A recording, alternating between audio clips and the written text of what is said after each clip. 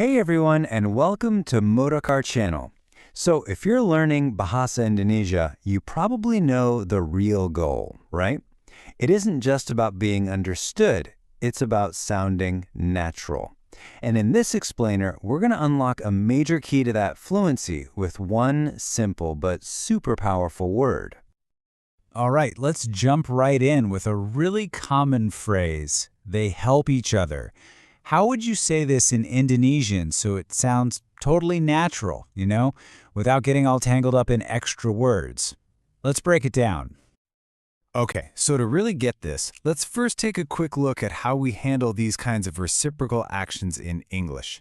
Understanding how each other works is the perfect setup for seeing just how simple and elegant the Indonesian solution really is. In English, that little phrase, each other, does so much work for us. It just neatly packs up this whole idea of a two-way street, a reciprocal action. It's basically a shortcut, so you don't have to say, he does this to her and she does this back to him. And this right here is exactly where a lot of learners trip up. You try to translate each and then other, and it just gets messy. But guess what? Indonesian has this beautifully simple, elegant solution. So what's the secret? The answer, you guys, is just one single word. And that word is sailing. This right here, this is your key. I'm telling you, mastering sailing is one of the biggest steps you can take to go from sounding like you're reading a textbook to sounding like a native speaker. Honestly, the best way to think about sailing is as a direct one-to-one swap for each other. It captures that exact same two-way action where both people are doing the same thing. And this perfect match in meaning is what makes it so incredibly powerful and easy to use. Okay, so we've talked about the theory, but that's only half the battle, right? Let's actually see sailing in action. This is where it all clicks. All right, check this out. Let's look at them side by side. In English, we'd say, they help each other when facing problems. Now in Indonesian, mereka saling membantu ketika menghadapi masalah. See that? Each other becomes saling. It's so clean. Let's do another one. In English, she and her best friend give each other gifts on their birthdays.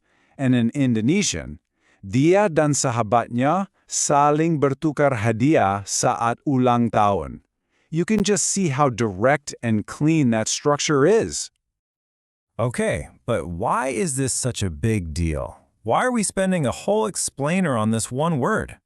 Well, because using saling isn't just about learning new vocabulary. It fundamentally changes your sentence structure to be way more efficient, clearer, and just authentically Indonesian. This is a real key to sounding fluent. Think of this slide as the before and after shot.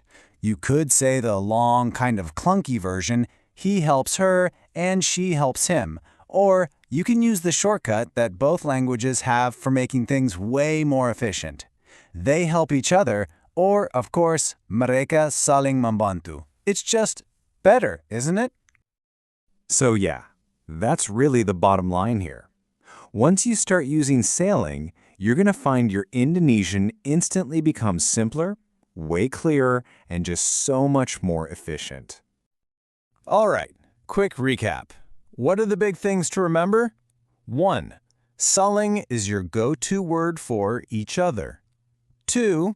You use it for those two-way reciprocal actions. And 3. It's your secret weapon for making your sentences sound more concise and natural. Simple as that.